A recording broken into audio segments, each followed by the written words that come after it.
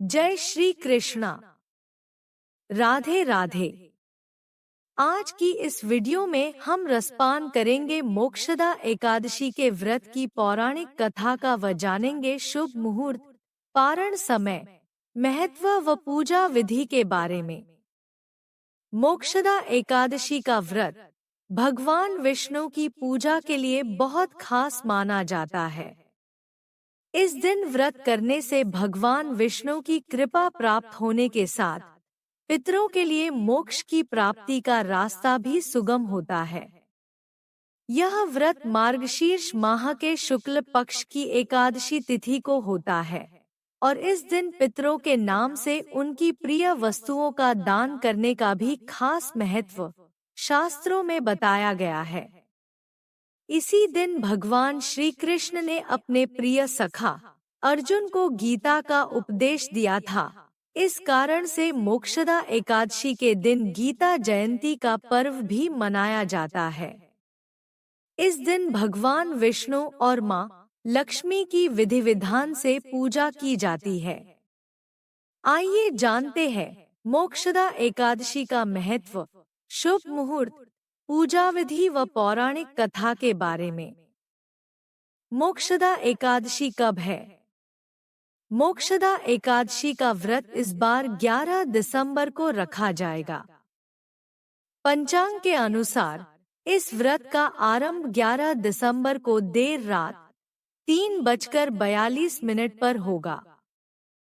वहीं इस तिथि का समापन 12 दिसंबर को देर रात 1:09 पर होगा। उद्यातिथि के अनुसार इस साल मोक्षदा एकादशी का व्रत 11 दिसंबर 2024 को रखा जाएगा।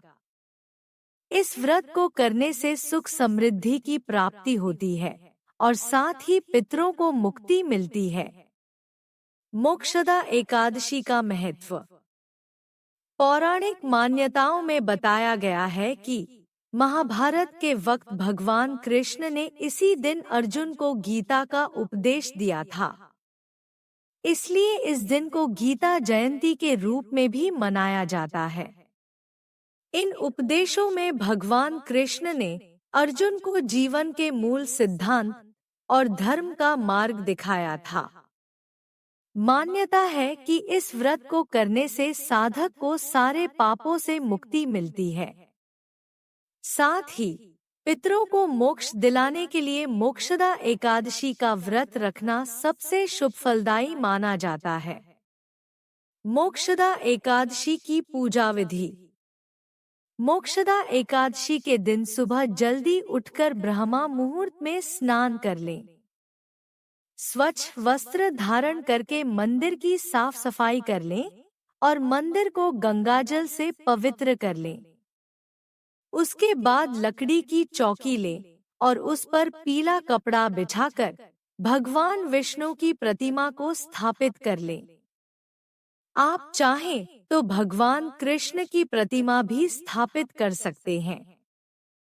पंचामृत से भगवान विष्णु का अभिषेक करें और इस दिन भगवान विष्णु को पीला चंदन, अक्षत, पीले फूल अवश्य अर्पित करें।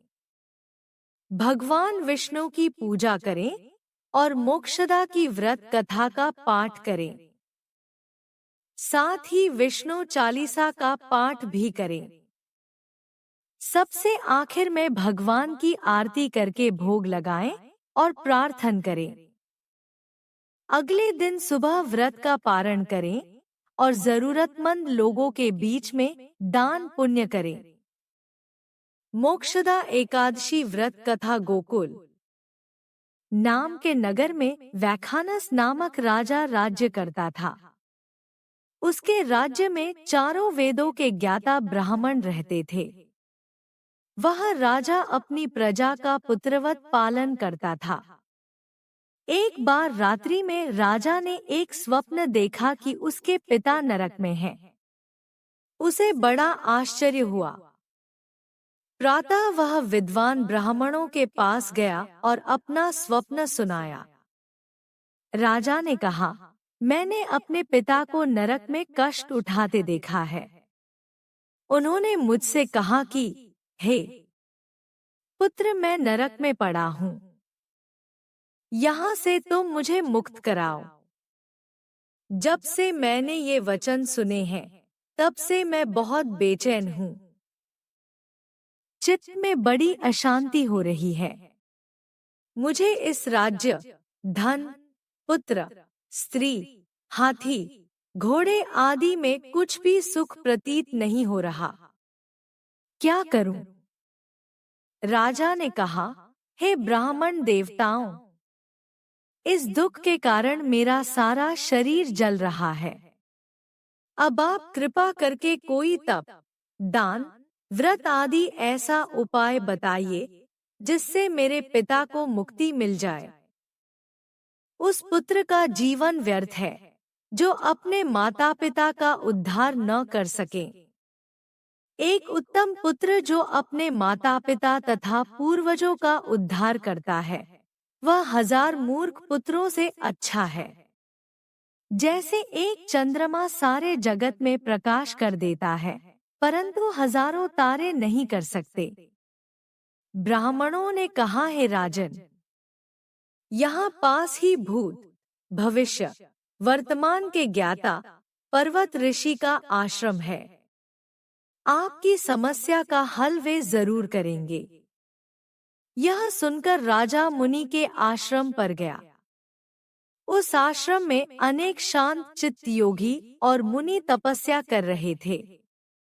उसी जगह पर्वत मुनि बैठे थे। राजा ने मुनि को साष्टांग दंडवत किया। मुनि ने राजा से कुशलता के समाचार लिए। राजा ने कहा कि महाराज, आपकी कृपा से मेरे राज्य में सब कुशल हैं, लेकिन अकस्मात मेरे चित्त में अत्यंत अशांति होने लगी है। ऐसा सुनकर पर्वत मुनि ने आंखें बंद की और भूत विचारने लगे। फिर बोले, हे राजन, मैंने योग के बल से तुम्हारे पिता के कुकर्मों को जान लिया है। उन्होंने पूर्व जन्म में कामातुर होकर एक पत्नी को रति दी, किंतु सौत के कहने पर दूसरे पत्नी को ऋतुदान मांगने पर भी नहीं दिया। उसी पाप कर्म के कारण तुम्हारे पिता को नरक में जाना पड़ा। तब राजा ने कहा, इसका कोई उपाय बताइए। मुनि बोले, हे राजन, आप मार्गशीर्ष एकादशी का उपवास करें और उस उपवास के पुण्य को अपने पिता को संकल्प कर दें। इसके प्रभाव से आपके पिता की अवश्य ही नरक से मुक्ति होगी। मुनि के ये वचन सुनकर राजा महल में आया और मुनि के कहने अनुसार कुटुंब सहित मोक्षदा एकादशी का व्रत किया। इसके उपवास का पुण्य उसने पिता को अर्पण कर दिया। इसके प्रभाव से उसके पिता को मुक्ति मिल गई और स्वर्ग में जाते हुए वे पुत्र से कहने लगे, हे पुत्र, तेरा कल्याण हो। यह कहकर स्वर्ग चले गए। मार्गशीर्ष मास की शुक्ल पक्ष की मोक्षदा एकादशी का जो व्रत करते हैं, उनके समस्त पाप नष्ट हो जाते हैं। यह व्रत चिंतामणि के समान सब कामनाएं पूर्ण करने वाला तथा मोक्ष देता है। इस व्रत से बढ़कर मोक्ष देने वाला और कोई व्रत नहीं है। इस कथा को पढ़ने या सुनने से वायपेय यज्ञ का फल मिलता है। भक्तजनों, यदि आपको हमारे चैनल द्वारा उपलब्ध कराई गई जानकारी वह पौराणिक कथा सुनना प्रिय लगा है, तो हमारे चैनल सुविचार संग्रह को सब्सक्राइब करें, वीडियो को लाइक करें, कमेंट करें, अपने रिश्तेदारों व मित्रों के साथ शेयर करें। बेल आइकन को दबाएं ताकि हमारे हर नए वीडियो की अपडेट आपको मिलती रहे। हमारा चैनल आपके सुखी व मंगलमय जीवन की कामना करता है। धन्यवाद।